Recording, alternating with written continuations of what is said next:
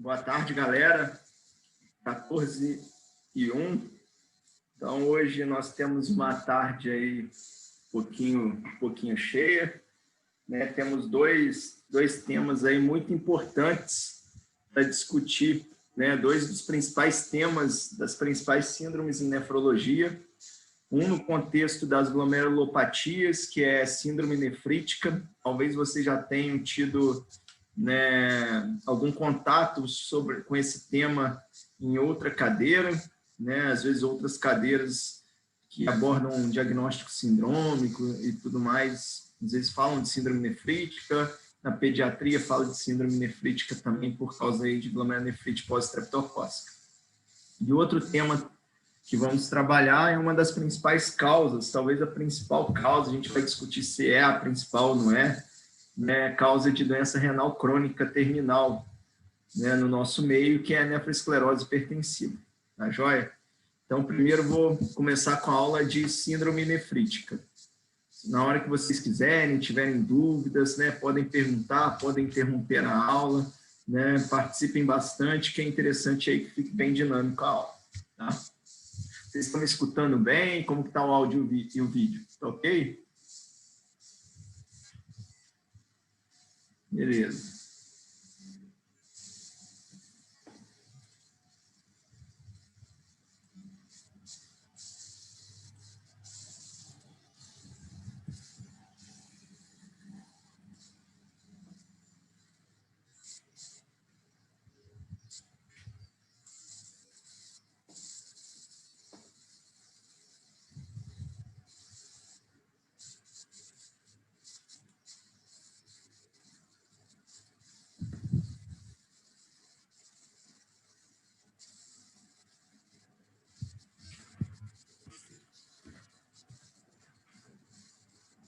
Bom, vamos lá. Síndrome nefrítica, né, está dentro de uma outra síndrome ainda maior que síndrome nefrítica. Né, é uma grande gaveta das doenças da nefrologia. Né? É uma gaveta que se abre. Quando você está estudando aí nefrologia, você tem uma grande gaveta aí das doenças que atingem primariamente o glomérulo. Né? Que a doença está normalmente ali, patologicamente mais restrita ao glomérulo. Tá? Normalmente essas doenças, o que marca essas doenças que acometem o glomérulo? Clinicamente marca a proteinúria importante dessas doenças ou a presença de hematúria glomerular. Vocês já tiveram aula aí sobre ureanálise, né? Devem ter estudado aí sobre hematúria. Quando que eu sei que uma hematúria é glomerular e não pós-glomerular?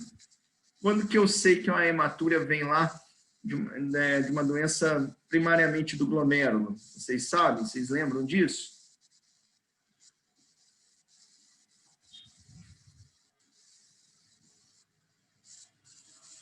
Tem uma resposta aqui no chat. Não estou conseguindo abrir muito bem o chat. Se puder falar por áudio, seria melhor. Seria a presença de hemácias dismórficas? Exatamente, a presença de hemácias dismórficas, né? Na microscopia de fase, a gente ia ver aquelas hemácias com várias formas, ou a presença de cilindro hemático. Isso denota que essa hematúria é uma hematúria o quê? Glomerular. Então, a síndrome nefrítica é uma síndrome glomerular. Doenças glomerulares podem se apresentar para a gente de diversas formas. Ela pode se apresentar de maneira assintomática, ou seja, só o paciente aí é um achado no exame de urina. O paciente tem hematúria ou proteinúria no exame de urina, não está sentindo nada. Normal? Isso é normal? Não é normal, precisa de uma avaliação médica. Né? E aí a gente chega à conclusão que esse paciente tem uma proteinúria não nefrótica ou uma hematúria com dismorfismo, a gente chega à conclusão que ele tem o quê? Ele tem anormalidade urinária, que ele tem algum acometimento glomerular, tá? E ele pode estar o quê? Assintomático. Então, por exemplo, vocês não veem pacientes que fazem EAS de rotina? às vezes vem com EAS alterado, né? Aí o cardiologista viu, encaminhou para o nefrologista, e o nefrologista faz uma avaliação mais pormenorizada aí dessa alteração do EAS. Quantifica a proteinúria, né? Pede para ver se essa hematura é glomerular ou não, pedindo teste de dismorfismo eritrocitário, enfim. E aí para tomar conduta baseado nisso aí. Olha, pode apresentar como hematuria macroscópica. Daqui a pouco eu vou falar para vocês, tem uma glomerulopatia que isso é muito típico, tá? Apresentação com hematuria macroscópica.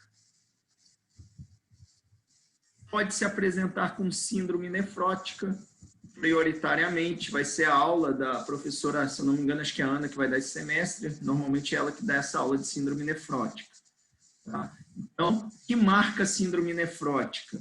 A síndrome nefrótica é marcada por uma proteinúria muito importante, maior que 3,5 gramas em 24 horas de proteinúria. Tem outros componentes da síndrome nefrótica, né, que vocês vão estudar lá, hipovolemia, edema, hipercolesterolemia. Hoje nós vamos falar, né, o alvo da minha aula é síndrome nefrítica. Tá? Síndrome nefrítica é composta aí por oligúria, hematúria glomerular, né? Então vai ter hematúria dismórfica ou cilindros hemáticos. Tem proteinúria, mas normalmente é uma proteinúria não em níveis nefróticos, costuma ser menor que 3 gramas dia. Pode passar e ser nível nefrótico também? Pode também, tá? Mas não é o habitual. Tem edema e hipertensão. Temos doenças que podem evoluir com a chamada glomerulonefrite rapidamente progressiva. Isso é uma emergência médica. Tá? Se a gente não agir rápido nesses pacientes, eles podem perder função renal e ficarem dependentes de diálise o resto da vida. O que é uma glomerulonefrite rapidamente progressiva? É basicamente uma síndrome nefrítica que evolui com rápida perda de função renal. Aumenta logo a creatinina, né? O paciente perde filtração glomerular muito rápido.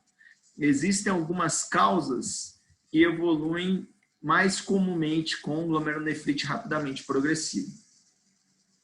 E o paciente pode ser, por exemplo, um paciente hipertenso de longa data, mas que não faz acompanhamento adequado, né? Não tomou remédio direito, não vai no médico de forma adequada, e aí quando chega no nefrologista, né, ele já tem uma glomerulonefrite crônica. Na verdade, ele não tinha hipertensão essencial, ele tinha hipertensão secundária, uma glomerulopatia, foi perdendo função renal ao longo do tempo, mas isso daí foi perdendo função, mas não apresentou nem como síndrome nefrótica, nem como síndrome nefrítica, e aí foi perdendo função, perdendo função, perdendo função. Quando chegou até mim, nefrologista, ele já não tinha muito o que fazer em relação a preservar a função renal desse paciente, né? Porque o que passou, o que fibrosou, já está fibrosado. E aí me resta o quê? Orientar esse paciente, muito provavelmente prepará-lo para terapia renal substitutiva. É óbvio que esse paciente pode fazer um transplante renal, né? Todo paciente que faz diálise, hemodiálise ou diálise peritoneal é um possível candidato a transplante renal. Mas já adianto para vocês, acho que vocês vão ter uma aula teórica ou pelo menos na prática, a gente vai conversar sobre métodos dialíticos. Já de antemão eu falo para vocês que transplante renal não é cura de doença renal crônica, né? Transplante renal também é considerado uma modalidade de substituição renal. Então, o paciente, né, renal crônico, é renal crônico pro resto da vida, né? Infelizmente, não tem como falar em cura, só sobre acompanhamento e controle. Alguma dúvida até aqui ou não? Posso prosseguir? Pode sim, professor. Então, quando eu estou de frente a um paciente, a um caso clínico e tudo mais, o ideal é o quê? Eu primeiro fazer o diagnóstico da síndrome que ele se encaixa. Porque a partir de cada síndrome dessa, e lógico que das características de cada paciente, né, se é jovem, se é idoso, se tem alguma comorbidade, né, pensar nas suas etiologias, certo? Cada grande síndrome dessa tem algumas etiologias mais prevalentes que estão levando a essa síndrome. Mais uma vez a gente chega que o importante, assim, medicina normalmente, primeiro a gente chega no diagnóstico sindrômico e depois busca a etiologia dessa síndrome. Aqui uma tabela para diferenciar síndrome nefrótica de síndrome nefrítica. O início costuma ser mais insidioso na síndrome nefrótica e síndrome nefrítica é um quadro mais abrupto. O edema costuma ser mais pronunciado na nefrótica, mas também tem edema na nefrítica. A pressão arterial na nefrótica pode ser normal ou aumentada. Na nefrítica, a hipertensão arterial faz parte da definição da síndrome nefrítica. A pressão venosa jugular é variável na síndrome nefrótica, até mesmo porque a causa do edema na síndrome nefrótica é variável, né? Algumas vezes ocorre por diminuição da pressão oncótica, pela hipovolemia importante. É a teoria do underfilling, isso daí. Já na síndrome nefrítica, tem edema, aumenta, a pressão venosa jugular costuma ser elevada, por quê? Né? Porque esse paciente diminui filtração glomerular, esse paciente faz disfunção renal e esse paciente tem edema. Por que esse paciente tem edema? Porque ele reteve volume. Então, esse doente é hipervolêmico. Tá? Proteinúria, muito mais importante na nefrótica que na nefrítica. Hematúria pode ocorrer na nefrótica, mas na síndrome nefrítica é definição de síndrome nefrítica e esse paciente tem hematúria. Sobre cilindro hemático, na nefrótica pode ou não ter, né? Na nefrítica, né, geralmente tem cilindro hemático ou hematúria dismórfica. A albumina costuma ser menor na nefrótica.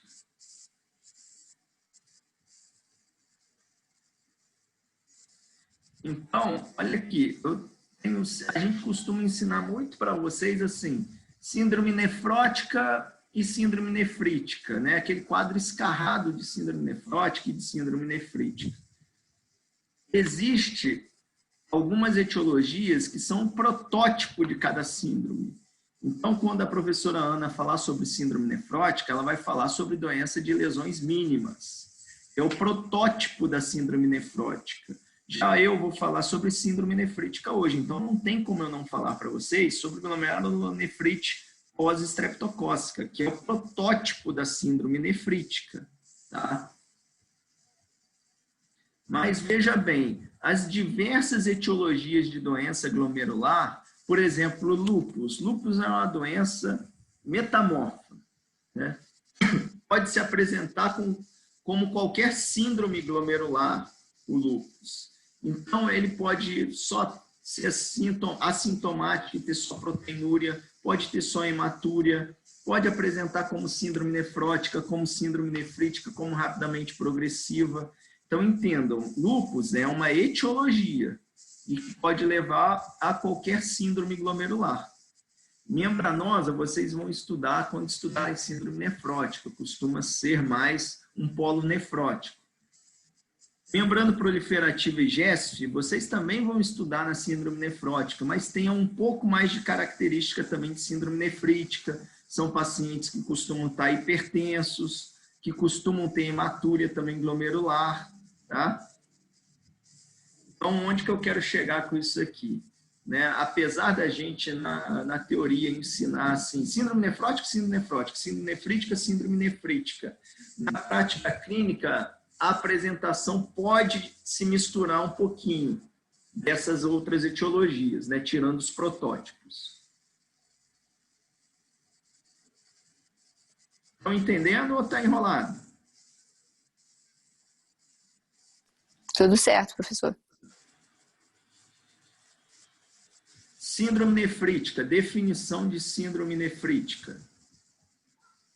Síndrome nefrítica é definida pela presença de hematúria glomerular, então vai ter dismorfismo, edema, hipertensão e oligúria. né? Então, esse paciente levando a ter, esse paciente ter injúria renal aguda, normalmente. Ele inflama o glomérulo fica inflamado, e aí diminui a filtração glomerular. Tem proteinúria, mas geralmente não é a níveis nefróticos.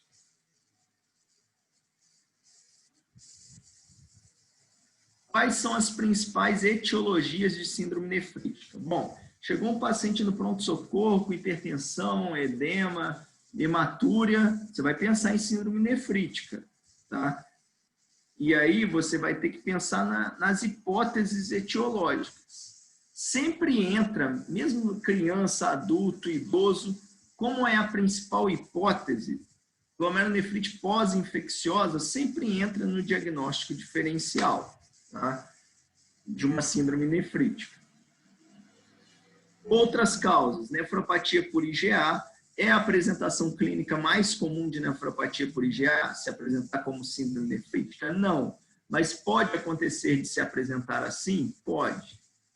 Lúpus, então a paciente jovem com uma síndrome nefrítica, né, tem que pensar em pós-infecciosa também, principalmente quando é criança, né, a faixa etária é mais baixa. Né, mas, assim, adolescente, adulto jovem, 20, 25 anos, mulher, aparece com uma síndrome nefrítica, lúpus entra na cabeça lá como diagnóstico diferencial. E o grupo das rapidamente progressivas, né? São algumas doenças, né, que evoluem com perda rápida de função renal. Aqui ganha bastante evidência um grupo das doenças das vasculites sistêmicas. Já estudaram? Poliangeite com granulomatose, antiga granulomatose de Wegener, poliangeite microscópica, síndrome de Churg-Strauss. Já ouviram falar nessas doenças? Já tiveram reumato? Não.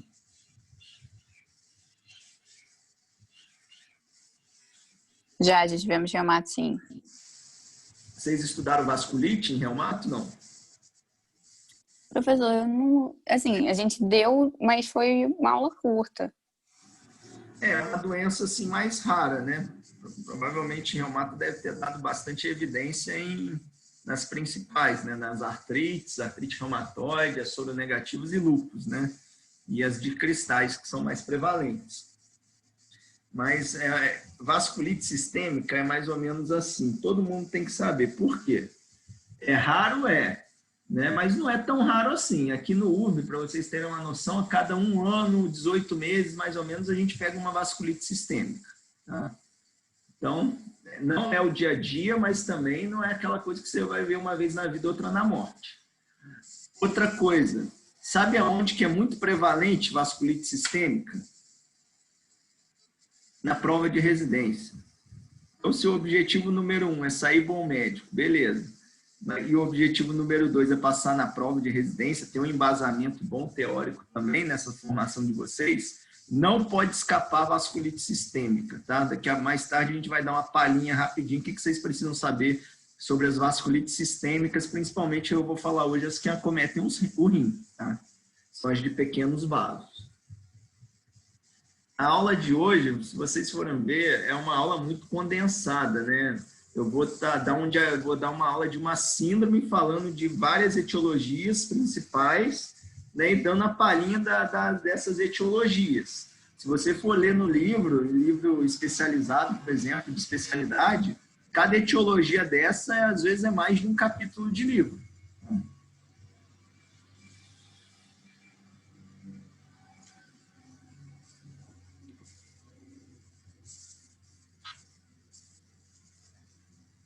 Então, etiologia, uma vez pensando em síndrome nefrítica, exame que não pode faltar esse aqui, né? O exame de urina. O que vai mostrar o exame de urina? O EAS, urianálise, se vocês tiveram aula. No campo aqui da hemoglobina. No normal é você molhar a fitinha de urina, xixi, e dar negativo. E aí o paciente que tem hemoglobina na urina vai ficando assim verdinho, ó. E aí, deu positivo. Vocês têm que ter bastante atenção que hemoglobina no campo do dipstick, né, do EAS, da fitinha, positivo, nem sempre é hematúria. Para comprovar que é hematúria, aí você tem que ir lá na microscopia e ver que tem o quê? Hemácia. Se tem bastante hemácia, hemoglobina positiva, isso é hematúria. Existe, às vezes, hemoglobina dá positiva. Aí você vai ver, deve ter hematúria. Você vai lá procurar na microscopia para ver se tem hemácia. Não tem hemácia. E aí, quais são as opções? O que pode estar acontecendo para ter hemoglobina na fitinha do EAS e não tem hemácia?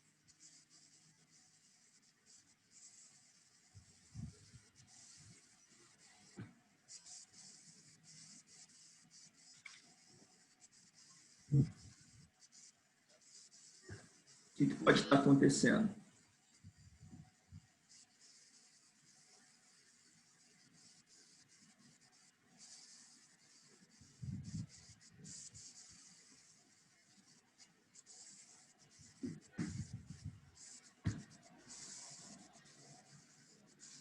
Então, quando tem hemoglobina no EAS, não tem hemácia, pode estar acontecendo desse paciente estar tendo hemólise e isso ser hemoglobinúria, hemoglobina na urina, não hemácia. Ou pode ser que esse paciente está tendo rabdomiólise e na urina está tendo mioglobina, mioglobinúria.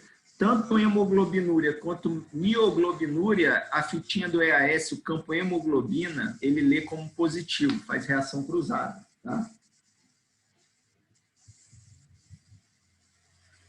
Mas aqui no caso do nosso paciente foi positivo e realmente era hemácia. Então, corroborando para o diagnóstico de quê? De síndrome nefrítica, né? Olha lá, aí faz a pesquisa do dismorfismo, você vê hemácias lá de várias formas e tudo mais na urina. Você chega à conclusão que esse paciente tem uma hematúria glomerular. E aí tem também a presença de quê? De cilindro hemático. O que é cilindro? Cilindro é formado por aquela proteína que descama dos túbulos renais, chamada proteína de Townes-Horsfall. Essa proteína vai se ligando, fica igual um chiclete. Quando tem hemácia do glomérulo, essa hemácia se liga nesse chiclete e forma o cilindro hemático. Tá? Quais exames que a gente pede num paciente com síndrome nefrítica? Vai pedir um hemograma, bioquímica, principalmente para ver distúrbio eletrolítico, função renal, né? Ver sódio, ver potássio, principalmente, que esse paciente desenvolve injúria renal aguda, ureia, creatinina, glicose, proteínas totais, frações, ver a albumina desse paciente, se é uma albumina muito baixa, colesterol total, né? Principalmente colesterol total aumenta muito em síndrome nefrótica, não em síndrome nefrítica. O EAS, né? Esse paciente deve ter proteína no EAS, uma vez tendo proteína no EAS, a gente tem que quantificar. Vocês sabem lá muito bem que tem que quantificar, a gente faz isso em amostra isolada atualmente, né? Fazendo aquela relação proteína-creatinina.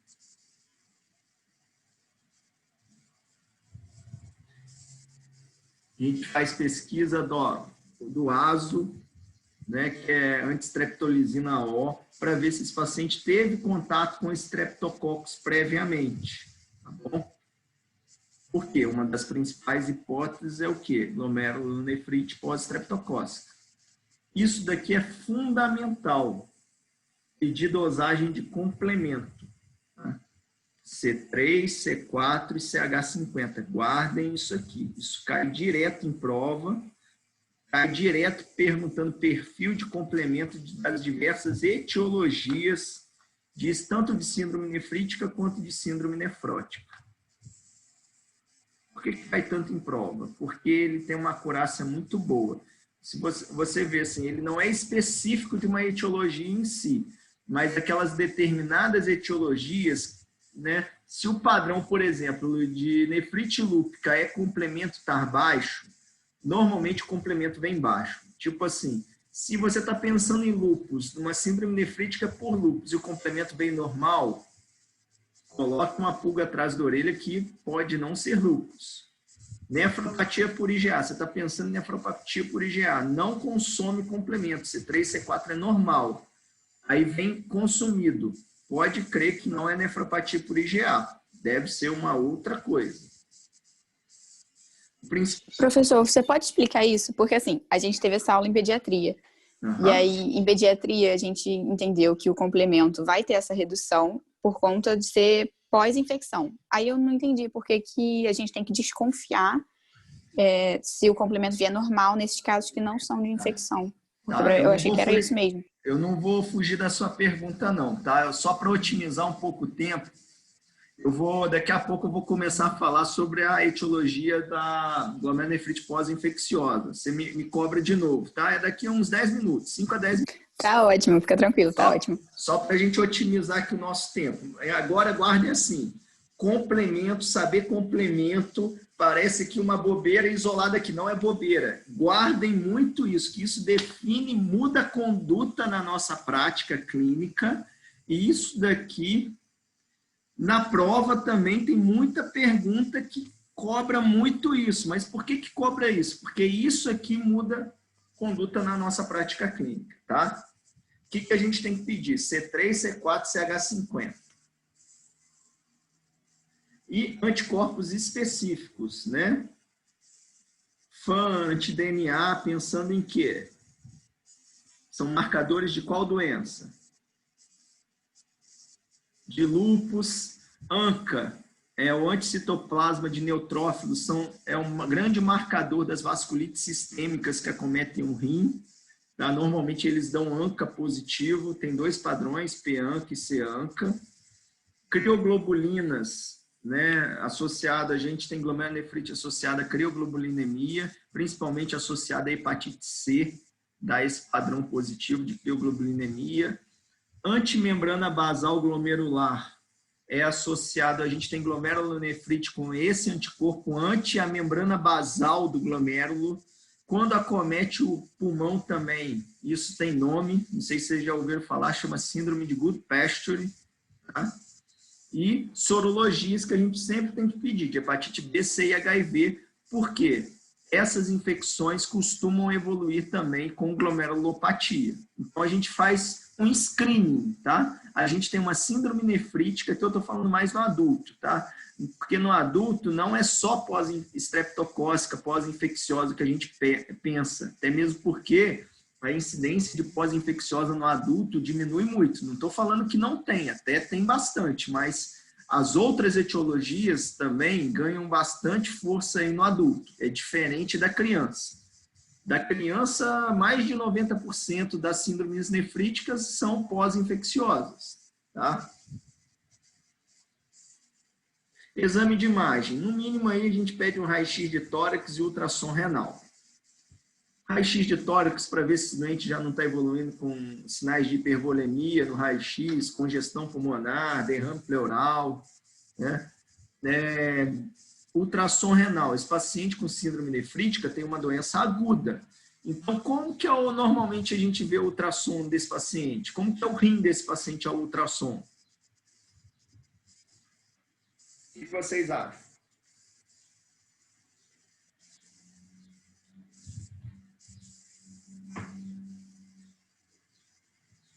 Normalmente é um ultrassom normal.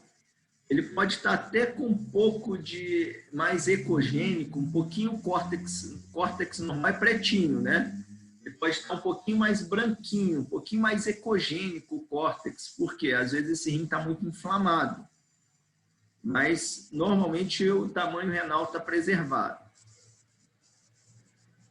Ecocardiograma e tomografia de tórax, dependendo aí da etiologia que a gente está pensando, se for uma doença que acomete o pulmão também, né? Tem muitas glomerulonefrites que acometem também juntamente o pulmão, tá? Aí, nesse caso, a gente também pede TC de tórax, ecocardiograma, se a gente suspeita, quer ver a função cardíaca desse doente, ou até mesmo pesquisar endocardite. Não sei se vocês já estudaram endocardite, já estudaram? Endocardite infecciosa? Já. Endocardite infecciosa pode cursar com glomerulonefrite, tá? Então, na verdade, até um critério menor de endocardite infecciosa a presença de glomerulonefrite. Então, às vezes a gente pede ecocardiograma.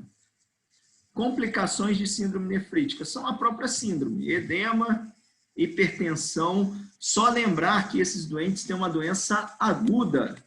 Por exemplo, essa semana está hipertenso, semana passada não estava. Então, esses pacientes têm alto risco de fazer lesão de órgão-alvo. Eles fazem emergência hipertensiva com níveis pressóricos muito menores do que pacientes com hipertensão crônica. Entendeu? Por exemplo, igual vocês. Vocês devem ter pressão 110 por 60, 120 por 80. Se vocês tiverem alguma síndrome nefrítica, mesmo que for pós-infecciosa, e aparecer com 160, 170 de pressão sistólica. Isso para vocês, às vezes, já vai ser muito grave. Por quê? Quem tem uma pressão normal está acostumado com uma autorregulação dos órgãos, né, para essa pressão menor.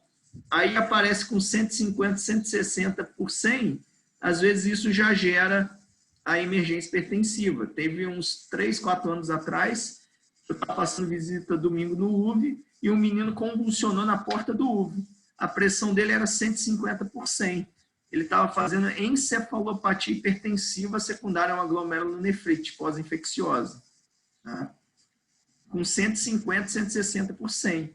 Ao passo que fazer encefalopatia hipertensiva com um paciente hipertenso crônico, normalmente é pressão sistólica acima de 220, normalmente, né? Então, ficar atento para as complicações. Injúria renal está dentro do contexto aí de oligúria, de piora de função desse doente, desse glomérulo inflamado, podendo até mesmo chegar a níveis o quê? De urgência dialítica e diálise. Esse garoto, 3 anos atrás, fez diálise. Aqui algumas etiologias, né, de síndrome nefrítica, mostrando para vocês que pós-estreptocócica sempre entra no diagnóstico diferencial. Glomerulonefrite pós outras infecções, endocardite, abscesso, shunt infectado, nefropatia por IgA, lúpus, tudo isso é diagnóstico diferencial etiológico de síndrome nefrítica. Só lembrando aqui, voltando ao complemento, as síndrome nefrítica secundário à glomerulonefrite pós-infecciosa costuma consumir complemento, principalmente a parte C3 do complemento. Isso é muito importante, tá? Nefropatia por IgA não consome complemento. Lúpus consome complemento, normalmente tudo. Grava assim, lúpus consome tudo. C3 e C4, é muito inflamatório o lúpus. E isso define conduta. Eu vou chegar no mesmo ponto que a pediatria deve ter chego, tá? Daqui a pouco. Então, aqui vou dar um exemplo para vocês. Patrick, com seus 8 anos, apresentou há cerca de 3 semanas um quadro de infecção cutânea. Era um impetigo. Procurou a unidade básica de saúde e foi prescrito antibiótico. Foi prescrita amoxicilina. Tomou amoxicilina. Tá? 3 semanas atrás. Patrick chega hoje no pronto atendimento assim, ó, com o quê? Com hematúria, edema e hipertensão. Qual que é a principal hipótese diagnóstica para o Patrick? Glomerulonefrite pós-estreptocócica. Sim, glomerulonefrite pós-estreptocócica é a principal hipótese de Patrick. E qual que é a hipótese aí sindrômica de Patrick? Nefrítica. Síndrome nefrítica, perfeito. Olha lá, ó. Síndrome nefrítica, diagnóstico sindrômico, etiológico provável, né? Glomerulonefrite pós-estreptocócica. Vamos falar um pouquinho só sobre a glomerulonefrite pós-infecciosa, também chamada de glomerulonefrite difusa aguda pós-infecciosa. É um processo inflamatório agudo com perda da capacidade da filtração renal, levando a edema e hipertensão arterial, caracteristicamente com hematúria de origem glomerular e proteinúria não nefrótica. Isso daqui basicamente é a definição de quê, gente?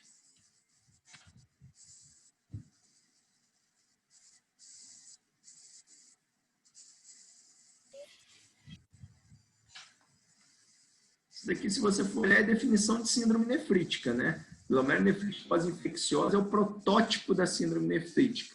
Ela é difusa, por quê? Porque ocorre por igual em todo o parênquima renal.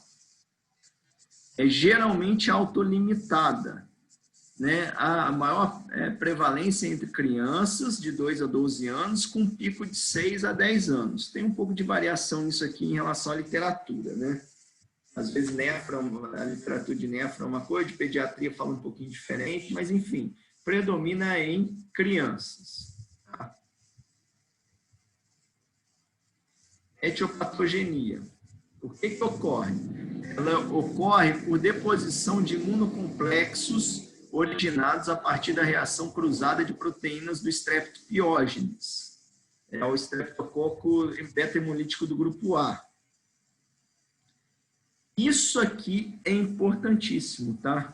Ó, se liguem nisso aqui.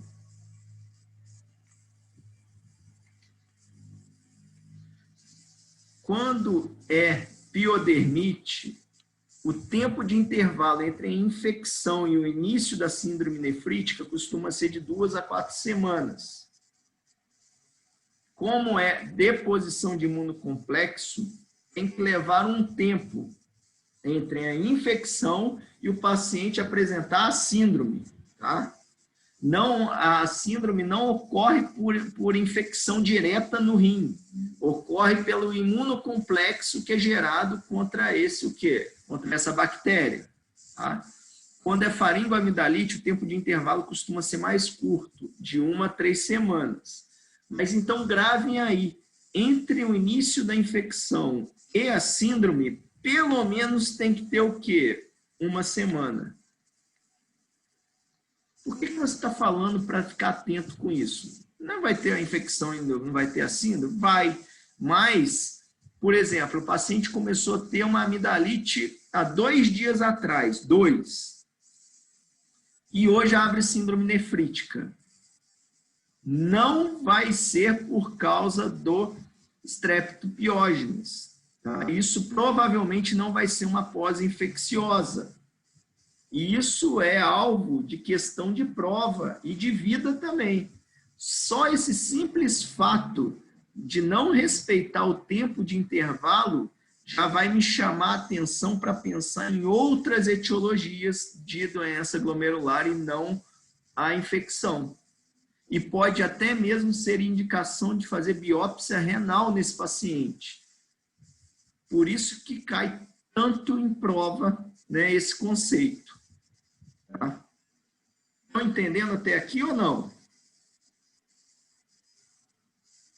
Sim, tranquilo. Muito importante, tá? Gravem isso aí. Quadro clínico é a síndrome nefrítica clássica. O paciente tem uma infecção estreptocócica prévia, tá? E aí vai desenvolver pelo menos 1 semana depois aí a síndrome nefrítica.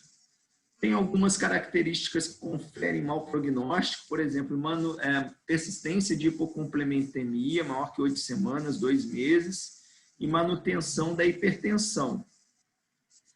São pacientes que costumam evoluir a médio e longo prazo com pior prognóstico. Em 5% dos casos, pode evoluir mal essa síndrome nefrítica de pós-infecciosa, precisando de diálise ou até mesmo fazer perder o rim do paciente. É a minoria, mas pode acontecer. No adulto, costuma ser uma doença com maior gravidade do que na criança. Diagnóstico. Olha, se tem um slide para gravar, se você optar por estudar um slide só, coisa que vocês não vão fazer, mas se fizessem isso, esse é o diagnóstico, esse é o slide dessa aula. Tá? Ó. Então, veja bem, eu tenho um paciente com síndrome nefrítica, né? Lá chegou o garoto com todo o perfil de síndrome nefrítica, hematura, edema, hipertensão, certo? Teve infecção, né? Então, provavelmente é uma glomerulonefrite pós-infecciosa, sim. Para jurar de pé junto, ter certeza absoluta desse diagnóstico, como que vocês fariam? para eu ter certeza absoluta desse diagnóstico, teria que ter o quê?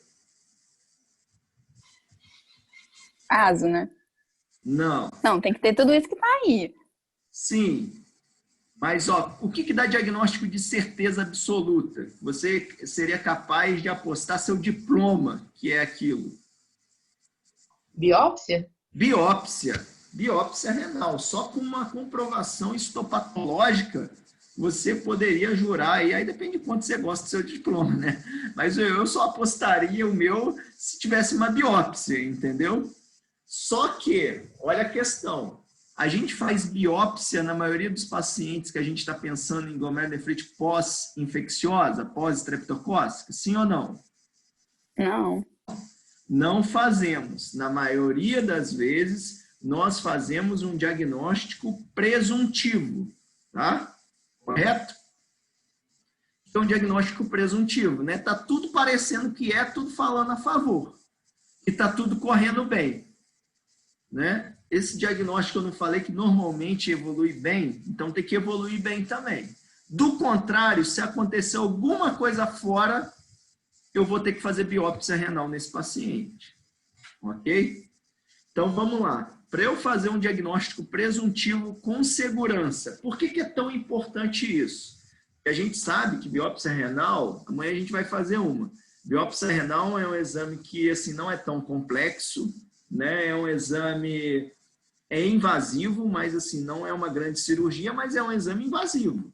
Eu vou enfiar uma agulha, né, num órgão nobre de um paciente que recebe 25% do débito cardíaco. Ou seja, se está descrito intercorrência de hematoma, sangramento importante, até mesmo choque e morte, é porque pode acontecer. Né? A estatística é 1 para 10 mil, 1 para 5 mil nos estudos, né? De desfecho, do pior desfecho. Se o pessoal ganha na Mega Sena com 1 para 40 milhões de chance, pode acontecer. Então, seguinte, a gente só indica biópsia renal se o risco-benefício é muito a favor do benefício, vai mudar a conduta, correto?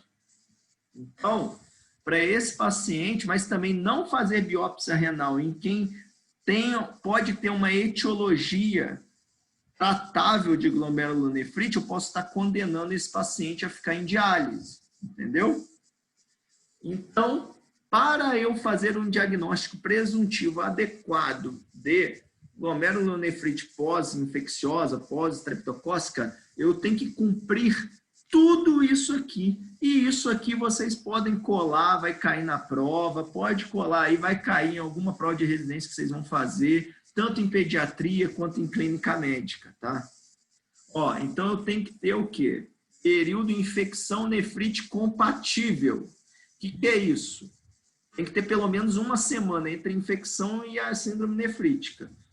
É o que eu falei, se a infecção começou ontem e o cara começou com hematúria hoje, síndrome nefrítica hoje, isso não deve ser pós-infecciosa. Isso deve ser exacerbação de uma doença glomerular pré-existente, onde o principal nesse contexto é nefropatia por IgA. Tá?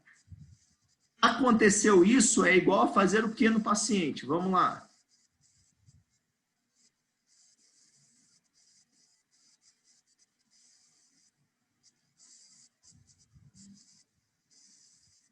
Se não tem um período de infecção nefrite compatível, eu tenho que fazer o quê?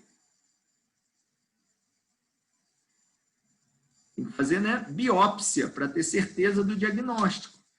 Por exemplo, uma síndrome nefrítica decorrente de pós-infecciosa é só observar a terapia de suporte. Uma síndrome nefrítica secundária a uma nefropatia por IgA, se eu não der corticoide para esse doente pode evoluir mal. Demonstração de antígeno estreptocócico, que é o ASO ou anti-DNase B. Normalmente o ideal é pedir os dois, principalmente quando é piodermite, que a sensibilidade do ASO para antígeno estreptocócico é baixa, em torno de 50%. Tá?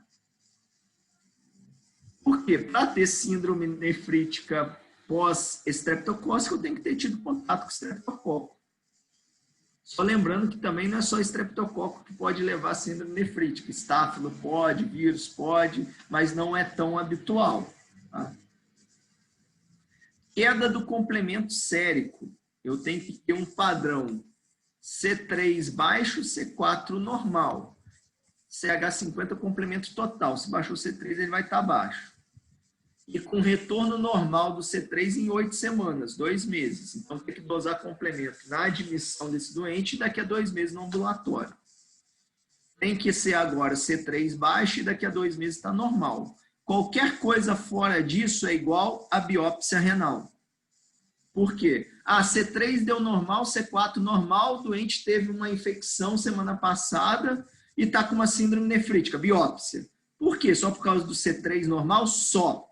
Porque o fato de ter esse C3 normal pode me indicar que é outra glomerulopatia. E se eu comer bola numa nefropatia por IgA agora, fazendo síndrome nefrítica e não der corticoide, eu posso estar condenando esse doente o quê? A diálise eternamente. Mesma coisa, veio C3 baixo, C4 baixo. Não é só C3 baixo, biópsia. Por quê? Pós-infecciosa baixa só C3. Só por isso, só. Vai cair na prova assim? Vai. Por que vai cair assim? Porque na vida é assim. A gente toma conduta baseada no complemento em síndrome nefrítica. Tá? E 3, tem a tríade clássica.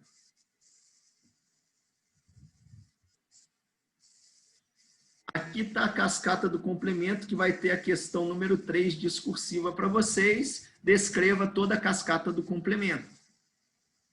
Óbvio que não, né, gente? Aqui é só para mostrar que GNPE, pós-infecciosa, pós-estreptocócica, a ativação inflamatória é muito mais pela via alternativa do complemento, que é onde justamente está o C3. Por isso que o padrão da GNPE é C3 o quê? Baixo e C4 normal. C4 normal é a via clássica.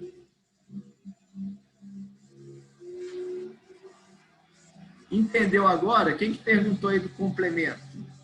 Eu entendi, sim. Tem mais alguma dúvida em relação ao complemento? Entendeu por que qualquer alteração nesse padrão é igual à biópsia? Não, por enquanto tá tranquilo, entendi. Tá. Então vamos fazer uma brincadeira aqui que é importante vocês. Pode anotar aí. Vai lá. Glomerulonefrite pós-infecciosa. C4 é normal, C3 baixo. Glomerulonefrite membranoproliferativa. Cai assim na prova. Veio C4 baixo, C3 baixo com uma síndrome nefrítica. Qual que é a principal hipótese diagnóstica? Letra A, pós-infecciosa. Errou. Letra B, nefropatia por EGA. Errou. Letra C, membrano proliferativa, tá certo. Uma outra hipótese que abaixa os dois é lúpus, tá? Então, lúpus e membrano proliferativa abaixam os dois. Nefropatia por IgA, complemento é normal. As vasculites sistêmicas ANCA positivas, complemento normal. Pode gravar.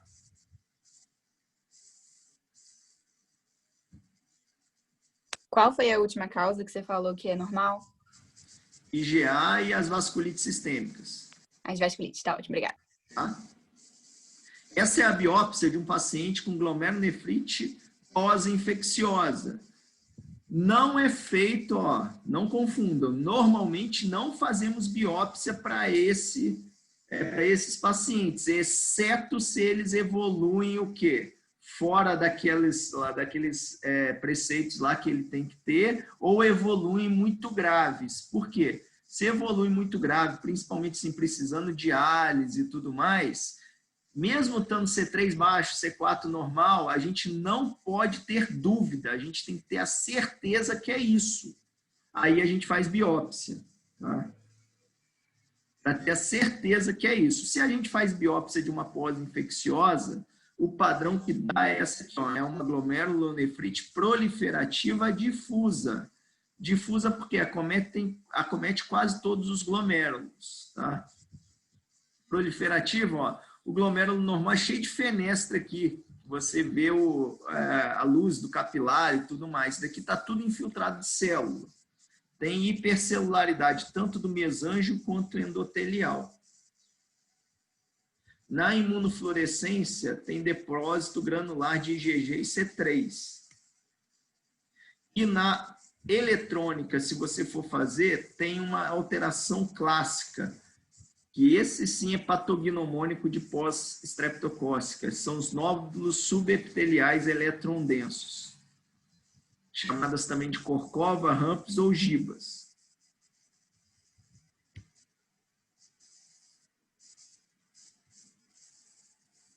Algumas provas exploram isso daí, né? Dessa alteração típica da eletrônica. Biópsia renal em todos os casos de suspeito de NPE, vocês já sabem que não. Na verdade, biópsia renal vai ser na minoria. Qual minoria? Aqueles que não parecem ser GNPE.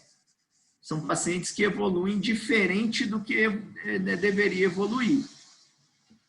Paciente que mantém oligúria mais que uma semana, então estão ficando mais graves, que tem complemento baixo por mais de 8 semanas, proteinúria nefrótica não é comum, então faz biópsia, evidência de doença sistêmica, tem uma síndrome nefrítica, teve uma infecção, uma faringite, mas tem artrite, tem derrame pleural desproporcional, que não, você acha que não é da hipervolemia, né? Tem racha malar, né?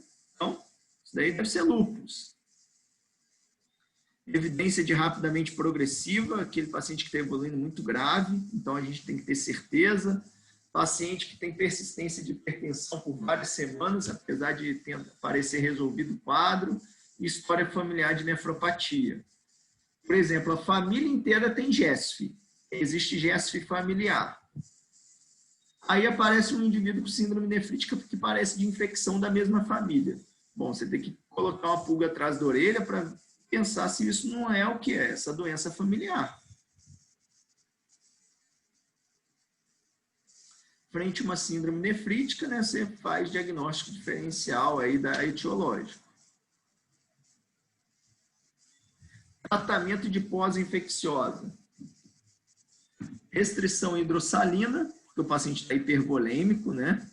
Diurético de alça, se não melhorou, infelizmente, diálise. Antibiótico, muitas questões de prova exploram esse conceito. Não muda o curso natural da nefrite, mas visa eliminar da orofaringe as bactérias causadoras. Ou seja, se o cara teve uma faringite, uma amidalite, uma piodermite, você tem que tratar. Se ele não usou um antibiótico previamente, você vai usar. Mas saiba que essa síndrome nefrítica que veio dessa infecção não vai melhorar por causa do antibiótico, entendeu?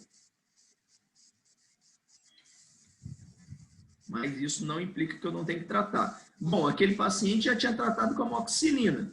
Beleza, já tratou a infecção, agora me apareceu com uma síndrome nefrítica. Preciso usar antibiótico de novo? Não. Profilaxia não é feita, não previne contra novos episódios, né? Igual febre reumática, que hoje em dia a gente tem bem menos, né?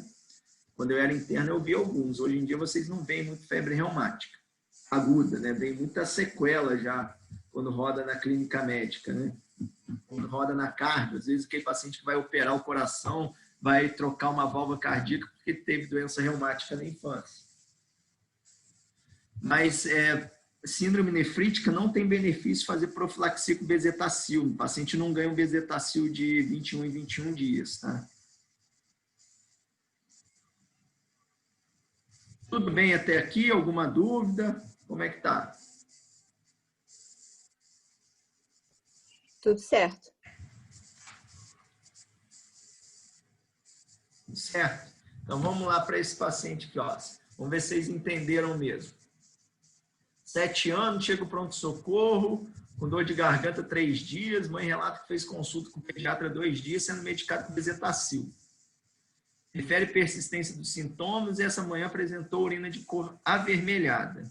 Tem um ASO de 600, ponto de corte é 200, outras 200 em algumas, 333 em outras. Ou seja, mata alto.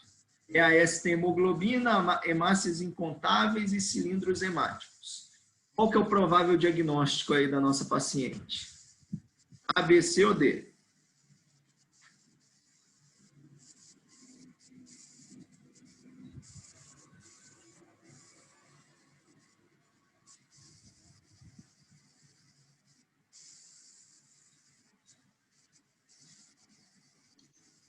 acho que é D, né?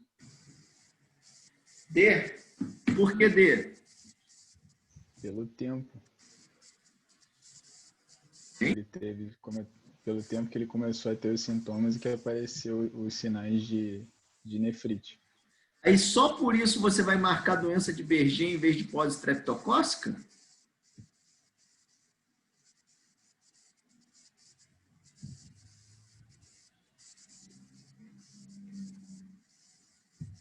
Só por causa desses dias? Sim, o período de incubação está fora, já exclui. Exatamente. É assim, só por causa disso está certo, meu amigo. Só por causa disso você vai marcar a letra D, doença de Berger. A chance de ser doença de Berger, a nefropatia por IgA, é muito maior do que pós-estreptocócica por causa desses dias aqui. Aí, às vezes, você chega, pô, o professor cobrou isso daí só por causa de 3 dias, não 7 dias. Por que se cobra assim? Até na prova de residência, porque na nossa vida prática é assim. E só de ser 3 dias, a chance vira maior doença de Berger. E talvez só de ser 3 dias, se eu quiser fazer diagnóstico de certeza desse doente, ele vai ganhar o quê? Biópsia. Biópsia. Exatamente. Diagnóstico de certeza de doença de Berger tem que ter biópsia.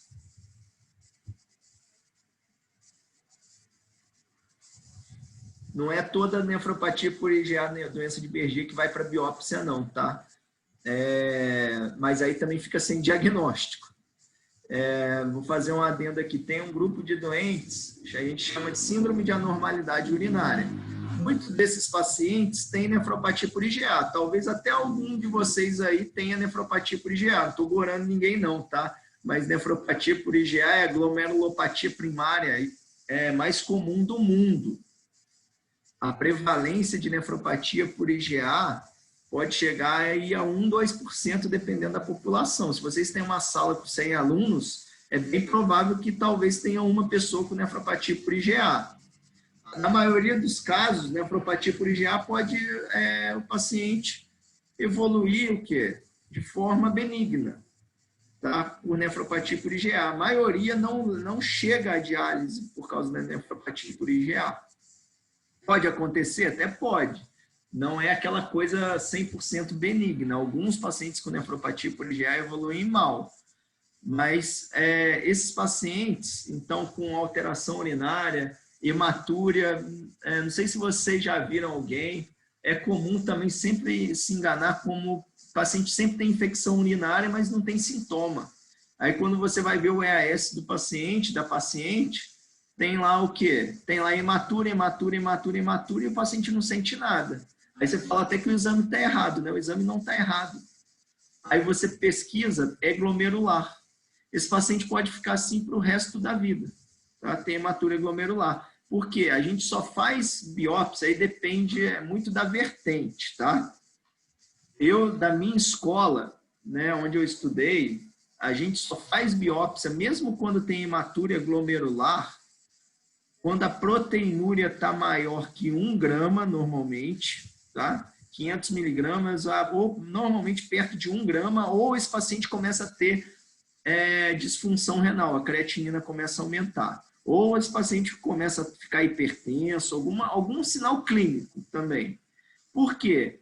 Porque se esse paciente tem nefropatia por IgA, por exemplo, e ele tem só hematúria, uma proteinúria lá de 200 miligramas, 300 miligramas dia, a conduta não muda, né? Eu não vou mudar a conduta, ele não vai ganhar imunossupressão, corticoide, seja lá o que for, se ele estiver estável. E partindo daquele pressuposto que biópsia renal é um procedimento relativamente simples, mas que também pode ter intercorrência, eu acho que não é bom a gente só querer matar a curiosidade sem ter uma proposta terapêutica que vai mudar com aquela conduta, entendeu? Já se o paciente falar, eu estou tenso, eu quero porque quero saber se eu tenho isso ou não, aí é biópsia. Então, vamos fazer aqui um resuminho de nefropatia por IgA, que também, né, cai bastante em prova de residência. Também conhecido como doença de Berger. é a nefropatia por deposição de cadeia anômala de IgA no mesângio. Ela, na maioria das vezes, é idiopática, né? É uma doença primária do glomérulo. Deu porque deu, apareceu. Já tem nefropatia por IgA. Mas pode ser secundária também em algumas doenças. Cirrose, doença celíaca, HIV, pode ser uma paraneoplasia, né? Mas o habitual, a maioria dos casos, são idiopáticos. É a causa mais comum de hematúria glomerular isolada, né? Os pacientes com nefropatia por IgA, 40% deles costumam ter episódio de hematúria macroscópica acompanhando a infecção. Como que é essa historinha? A mãe chega no consultório falando para você que é o menino ter uma infecção de garganta, ele aparece com urina vermelha no outro dia. Não sente nada, mas aparece com urina vermelha. É ele fazer um esforço físico na educação física e ele aparece com a urina vermelha. Suspeite de nefropatia por IgA.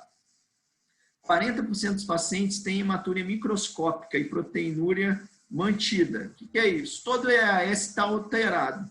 A urina não fica vermelha, mas todo EAS tem lá suas 20 hemácias por campo. Mas o paciente está sintomático, foi um achado. 10% dos casos de IgA podem evoluir com síndrome nefrítica. Então já não está tão bom. E 10% podem evoluir também como nefrótica ou rapidamente progressiva. Então, IgA, a maioria dos casos é, de certa forma, benigna, indolente, mas tem uma sua parcela de casos que pode levar, sim, a uma síndrome nefrológica ou até mesmo a diálise. Tá? Complemento caracteristicamente normal. A maioria evolui assintomática, alguns, 40% aí, podem evoluir para perda de função ao longo dos anos.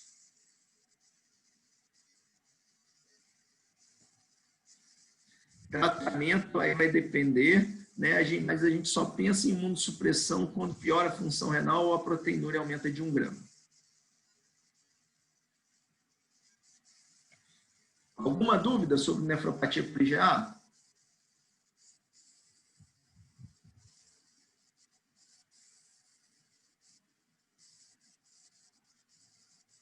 Posso ir? Pode, professor.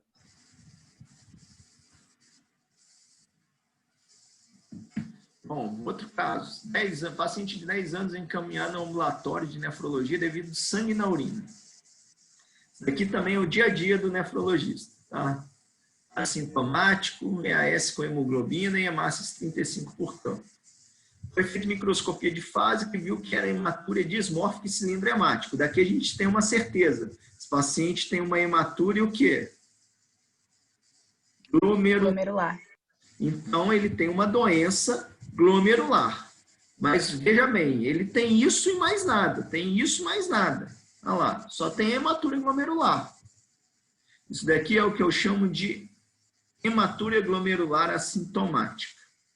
Eu tenho que pensar em 3 hipóteses principais. A primeira eu já falei para vocês, qual que é? E mais comum. Para esse quadro aqui. Nefropatia por IgA? Nefropatia por IgA. Muito bem. A famosa doença de Berger. Tá lá. Número 2. Diagnóstico diferencial disso. Doença da membrana fina, da membrana basal fina. O que é isso? O paciente tem membrana basal com uma espessura diminuída. É o defeito dessa cadeia alfa-4 colágeno tipo 4. Nós da Nefro aqui vamos perguntar isso daqui na nossa prova? Não. Mas dê uma lidinha nisso que eu já vi prova perguntando qual era a cadeia, defeito disso aqui. Uma besteira, né? Mas questões igual essa, né, não deveria ser alvo de uma prova de residência, mas eu já vi. Então, quem sabe aí, ó, vocês vão dar uma estudada, vão ler isso daí, vai cair na prova de vocês e vocês dão um déjà vu e acertam, né? E a terceira é síndrome de Alport.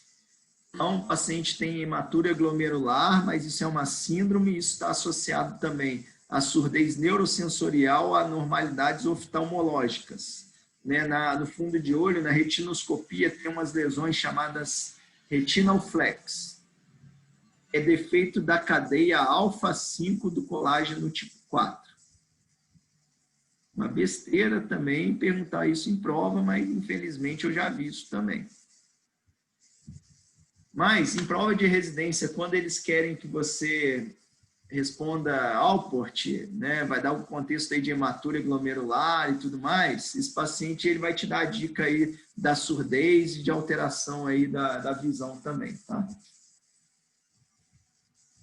Estudo é diagnóstico diferencial.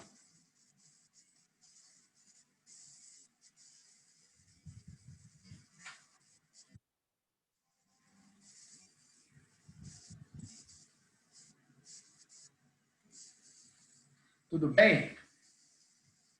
Ó, essa é uma aula extensa, né? É uma síndrome que comporta várias etiologias.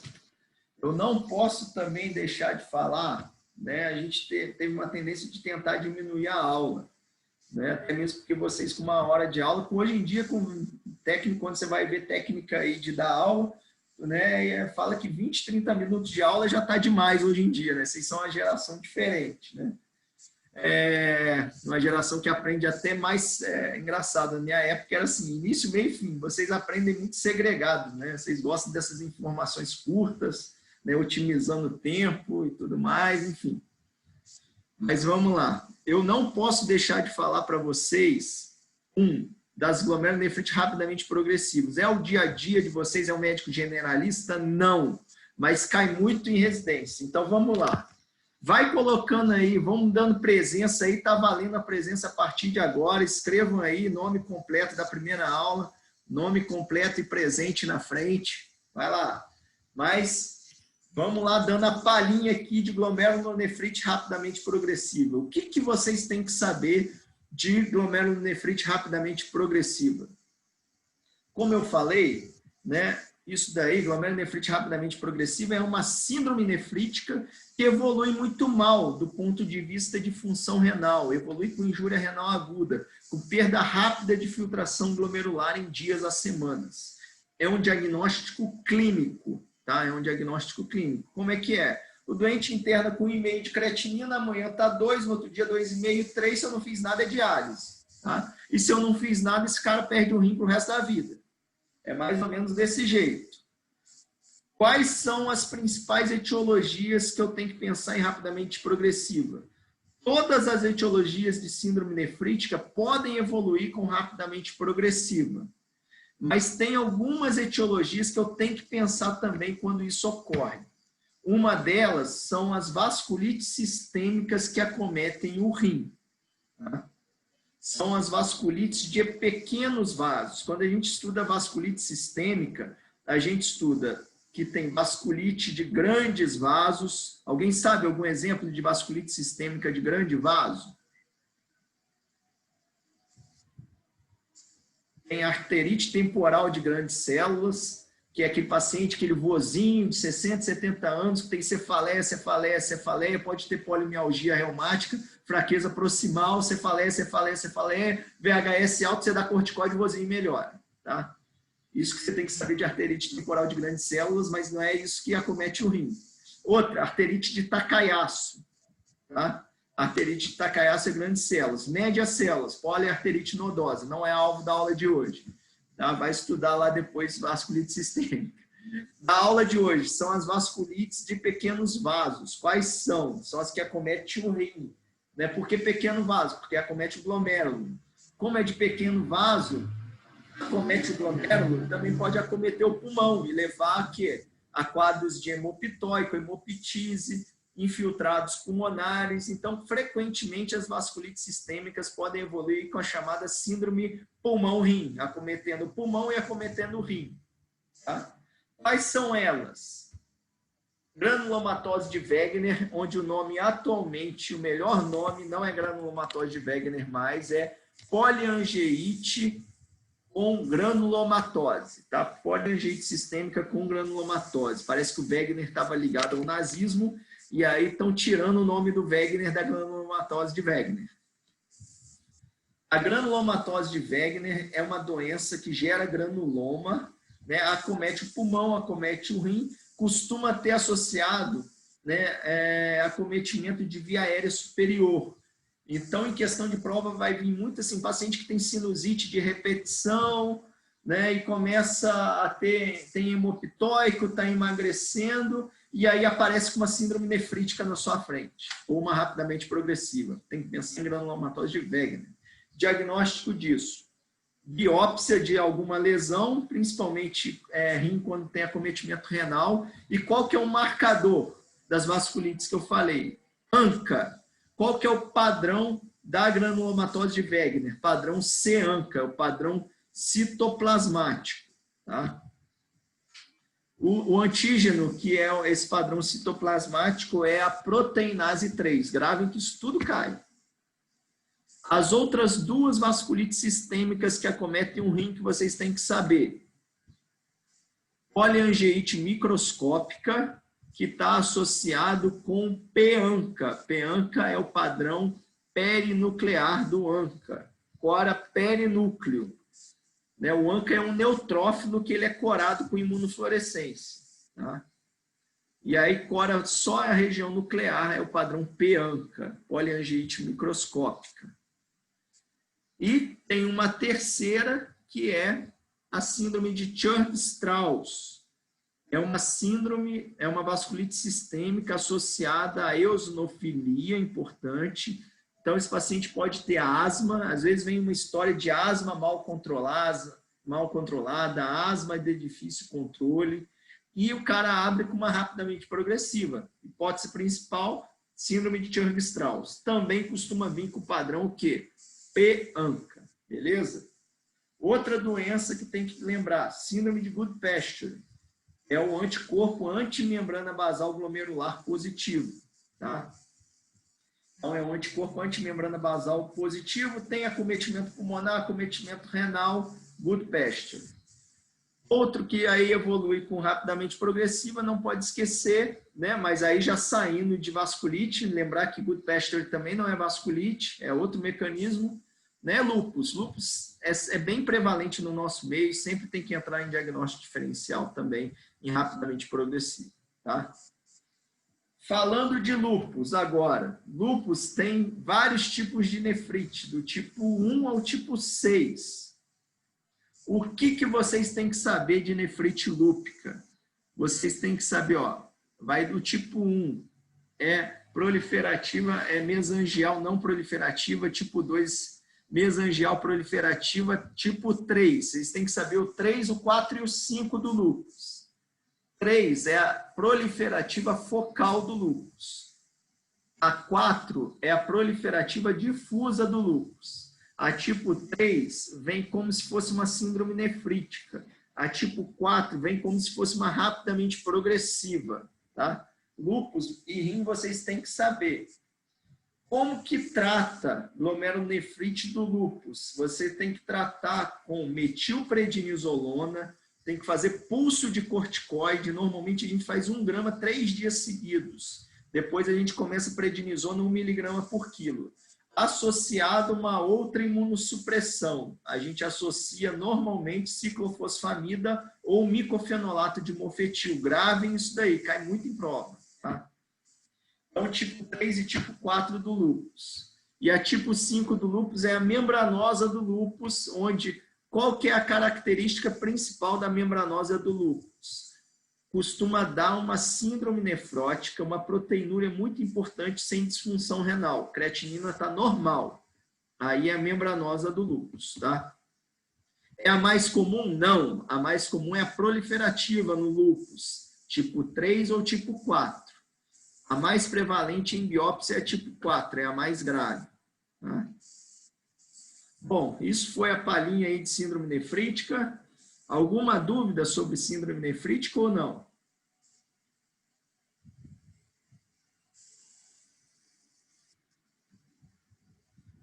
Então, ó, vou dar um intervalo.